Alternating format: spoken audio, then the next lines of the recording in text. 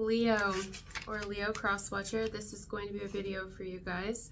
Feel free to reverse this if you need to, though. Also, I know it's not going to be everybody's message, but this is what I'm getting today, and it's very clear. I sat here a good 20 minutes and thought all of this out. Look at this. I even got a poem for you guys. You could be connected to an Aquarius, because I got a poem for Aquarius not long ago, or something to do with an Aquarius around you, maybe. That's not for everybody. There you go. Or you could be in the public eye. I think of Aquarius, I think of sometimes like public eye. So either you or the person on your mind could be in the public eye. If this is not your message at all, it could even be someone's message that's somehow closely connected to you. A friend, a family member, a coworker, they could be having this experience with someone. So before I get into it, I want to say somebody has a drip here. Unless somebody needs like an IV drip or someone's really dehydrated. But a drip, like a nasal drip or a nasal spray, or someone here has had like some, like a runny nose or a drip, some type of drip or stopped up nose. Because I actually feel a lot better than I have been feeling, but like seriously, right before I started this video, I'm like, what is up with my nose? It just, I think it's something to do with your message. So here we go. I'm going to start with this person. Again, remember, this could be entirely reversed. This could be you.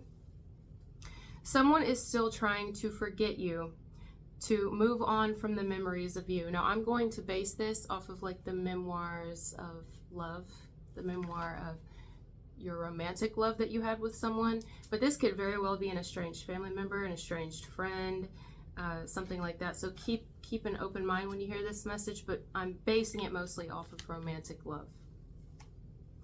Let me get into a poem that I started to write. It was almost like I got into this person's head for a minute, or your head if it's reversed, and I pulled some deep energy out. In fact, I was picturing myself inside of this person's mind, going through like a file folder. And there was a tab with your name on it, or it said you, it said Leo, and I got the tab and I pull the file out of their head, and it dropped on the floor. And as this was happening, I was writing it down. So here we go. The further I escape you, the closer you are. So near, yet so far. No matter how long, there you are. Pulling up in my memory, like a file laid out on the floor. Just when I think it's over, your spirit cracks the door. You're engraved in the fibers of my mind. No matter how many times I press forward, the memories rewind. I tried to erase you. I tried to replace you. Your spirit lingers like an air of malevolence. The more I pretend you don't exist, the more prevalent. Why can't I escape your memory? Now, I'm just going to throw this part out here because it's something coming to me right in this moment, but I don't think this is maybe for like a handful of you. This part I'm about to say right now, some of you, this is someone who passed away. Someone lost somebody in the physical, and it's so hard, whether it's I lost my friend, I lost my best friend, I lost my family member, and or I lost like a soulmate. I lost my soulmate, and your soulmate doesn't have to be romantic. Could be that sibling that died. Oh, okay. I'm hearing sibling. It could be that friend that passed. It could be that lover that passed, you know. That's just for a handful of you guys. If that's the case, you have never been able to forget this person. And the reason I would say it like that is because you're here watching the video, so I don't think that part's reversed. So either Leo or cross-watcher, if that's your story and you've lost someone in the physical due to passing at any point in time, or maybe this is someone connected to you has lost someone, never forgotten. Tried to forget, tried to move on, but it is. And you don't have to forget. That's okay. That's okay. Yeah, absolutely not. They can stay in your mind and your heart forever. Yeah, I feel like choked up now. I feel like crying. That's definitely someone's message. But going back to the main message that I'm getting here, oh, that's really heavy. It's safe to say that someone still deeply has feelings for you, but they've tucked them away. I'm telling you, they have tucked them so deep down, like when you tuck away your Christmas decorations for the new year. You tuck away whatever decorations for the holiday, you just tuck it away. snug as a bug in a rug. They think about you a lot at nighttime. Tuckered out. Yeah, they think about you a lot at night. That's when they mostly think about you, because during the day they're working and they're talking to people and their phone's ringing and they have things that distract them. At night they have to straight up like watch movies, but they've watched so many, or you know what I mean, or so many shows, or they have to do things to distract them. But that's when really the thoughts of you start kind of flooding in. You haven't gone anywhere. If you think that someone does not care, it's all a show. That's all it is. They absolutely do. It's not true, basically, is what I wrote. It's not true that they don't think about you. They definitely do. Someone being over you is as true as cayenne pepper is sweet, and we all know cayenne pepper is not sweet. Maybe there's a reference here to the color red, or spicy, or spice, or indigestion. They're running from their memory of you, and they've been running.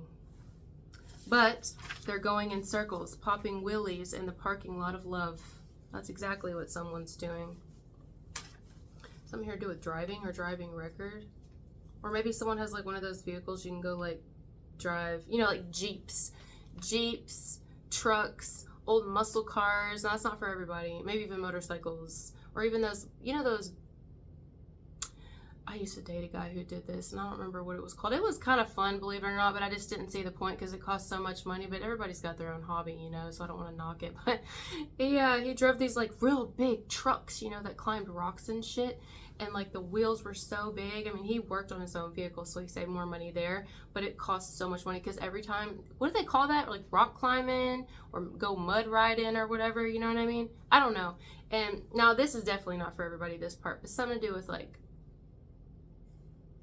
I don't know. I'm just going to keep moving forward. Yeah, I see that here, popping wheelies. Somebody has like a rock crawler or some shit, or likes to like go back road driving or riding, or maybe someone just likes to drive. That's it. Doesn't have to be any fancy vehicle or anything that climbs rocks on mud and I'm slinging. I don't know. It's just I like to go driving. Unless somebody here just really likes their vehicle, like vehicles or a type of transportation, like someone's a vehicle person. You know, you have shoe people and purse people and hair people and nail people. This person's a vehicle person. Or could be. All right. Like straight up, they probably have pictures of their vehicles. Somebody here does. Yeah. They're not going anywhere. Period. They're going in circles. Straight up. Imagine Forrest Gump running in just circles. That's what this person's doing. They can go about their life and act as if you never happened, but outrunning the impact that you've made on them has proven to be unsuccessful. Trying to outrun you would be like our soul that inhabits our body trying to outrun our body.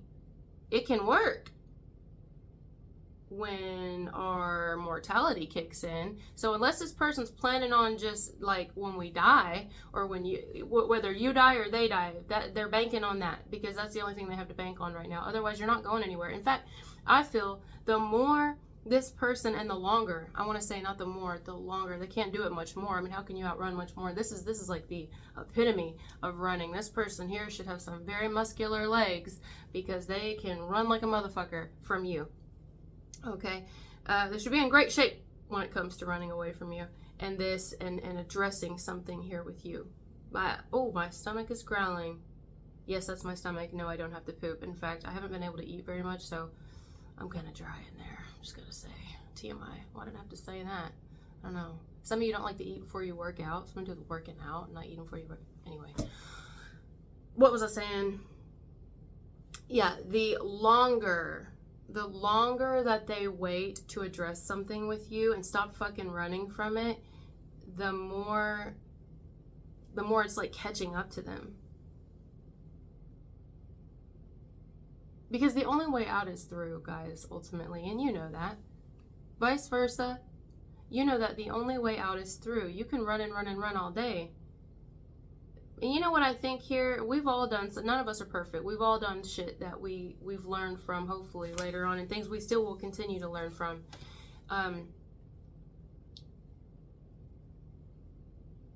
It's like, I don't know. Well, we'll get there. I wrote it down. I wrote too much to just kind of say it off the top of my head, because I wrote a lot. So everything in here is here. Yeah.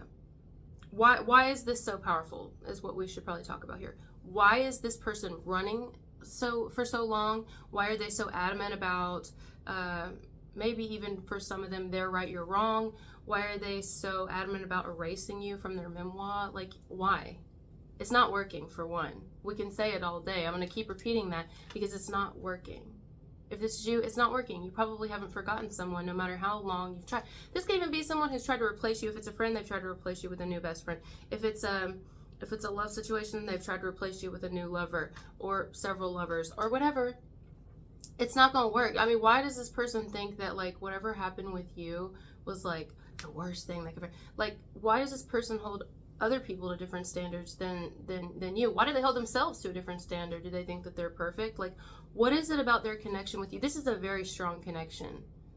It's almost like a soul tie in some way, because that's why this person can't outrun it. There's something here they need to see, they need to face, and it's just easier to run away from it. And then in the middle of running away from it, some of them, not all of them are doing this, but some of them want to turn around and make people feel like you're the reason they're running, that they did nothing to contribute to this, or maybe they give a little bit of truth in what happened on their part and things but mostly you were in the wrong. You know what I mean? I don't know, I'm not getting that strongly, but for some of you that's the case. The reason that this is so prevalent, the reason that you are so prevalent in someone's memoir, I'm hearing Memoirs of a Geisha, is because they're running from it. That's why.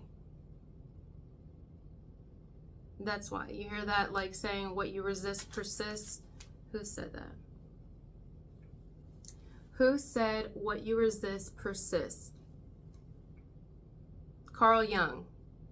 Or Jung. Is it Jung? Carl Jung? A Swiss psychiatrist is credited with saying what you resist persists. The quote means that the more you resist something, the more you bring it into your life. Boom. That's why they're wondering why, like, why can I not stop thinking about her? Why can't I stop thinking about him? Basically, why can't I, like, get Leo off my mind? Because they're running, that's why. The only way out is through, and they're not wanting to go through. Which is understandable to a degree. I mean, you probably don't want to have to do it either. This might be even something, depending on how this ended and who this was to you, and how much pain was caused.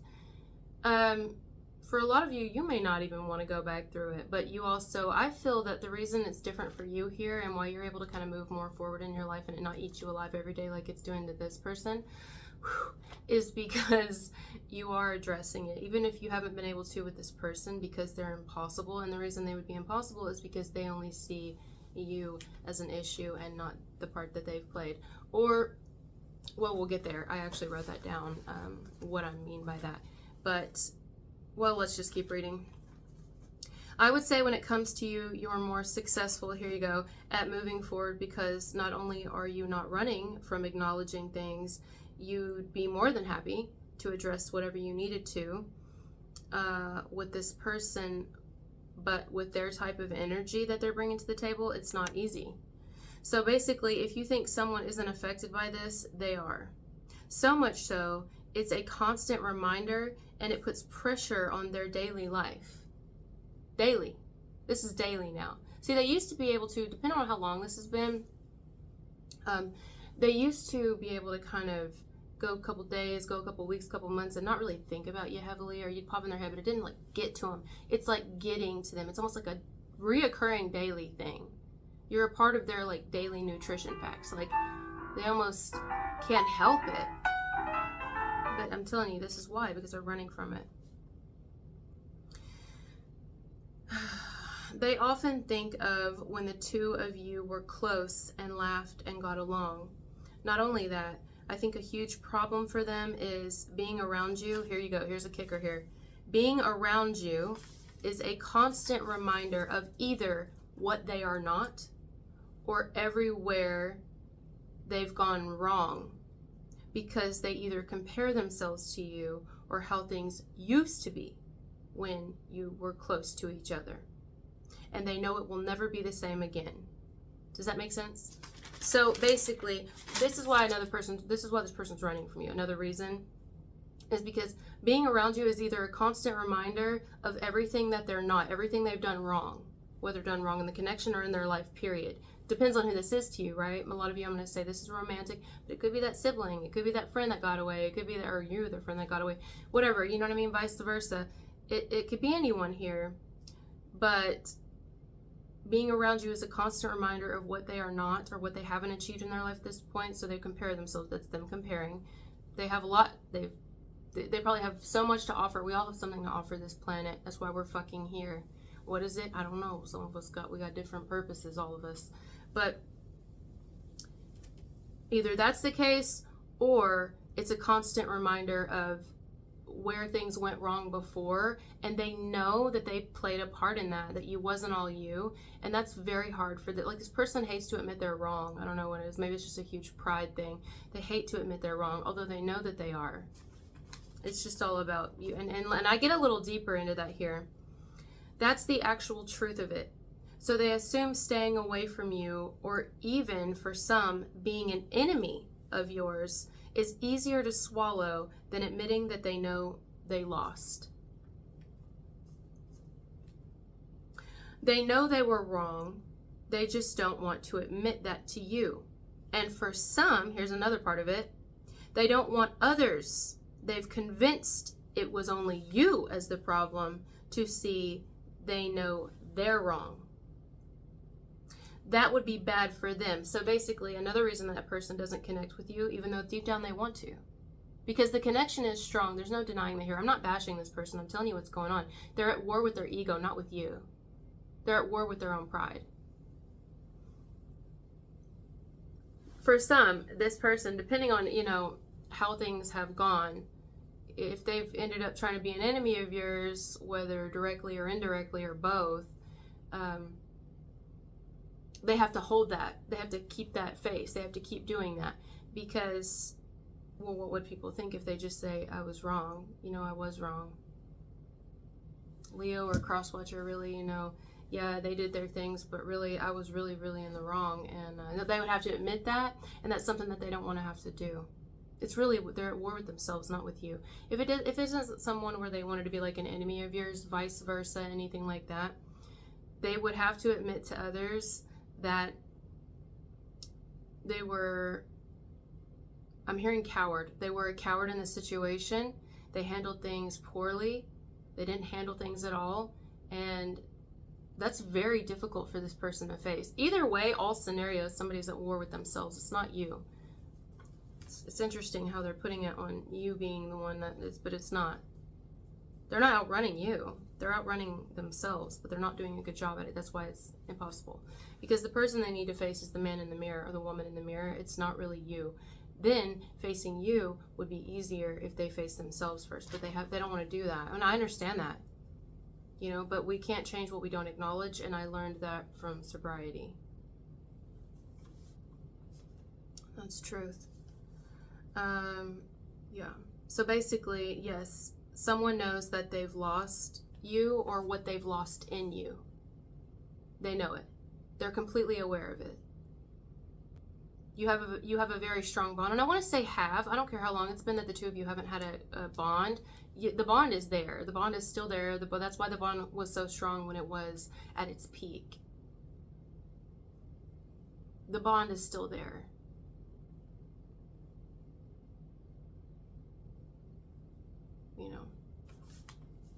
Some people will they just never want to, yeah.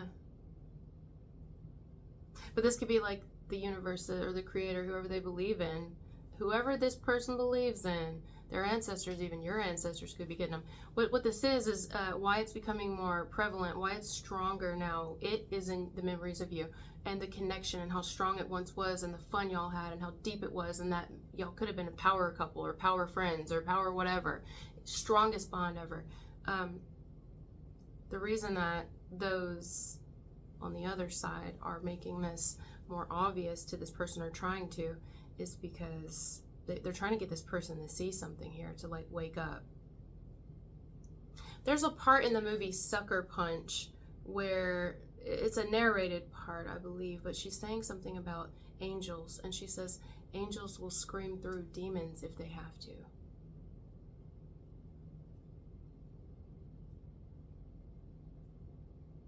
This person's been going in circles for a really long time. Somebody here has.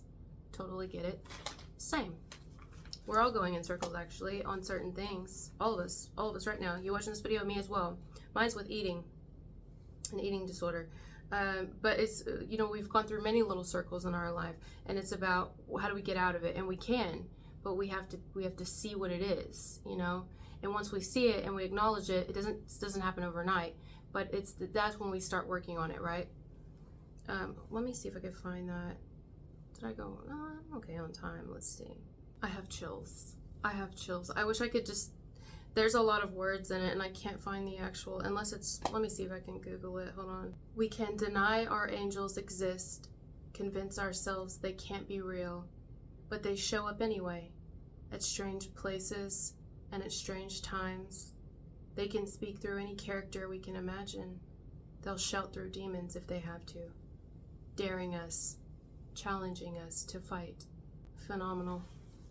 I have chills all over my body. That is extremely powerful. Yeah, so there you have it.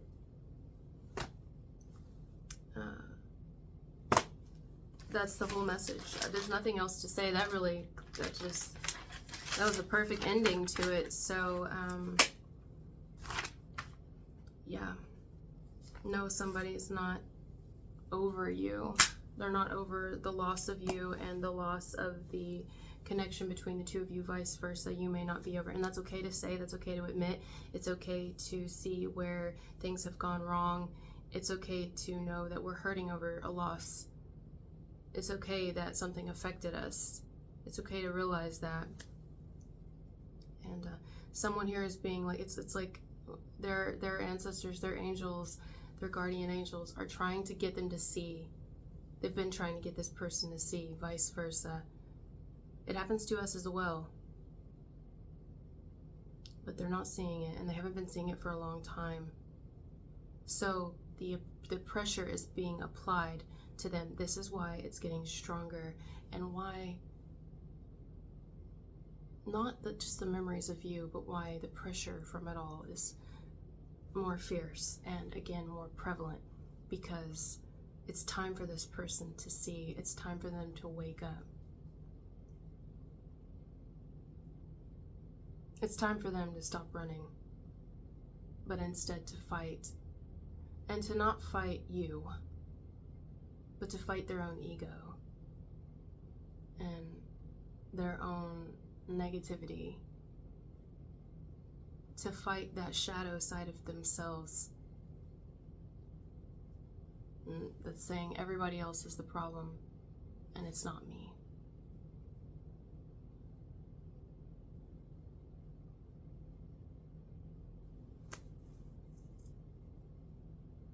Yeah. No, somebody hasn't forgotten you. They still love you deeply, and they hate that. They hate that. They hate that they love you. That friend loves you still. That family member, they love you still. That's why it's coming through so strongly like this. They hate that they love you. This ex, they love you. The one who was the friend turned into lover, or was going that direction but it never went anywhere, they love you. They love you. Alright guys, thank you for being here with me, and I'll talk to you later. Bye.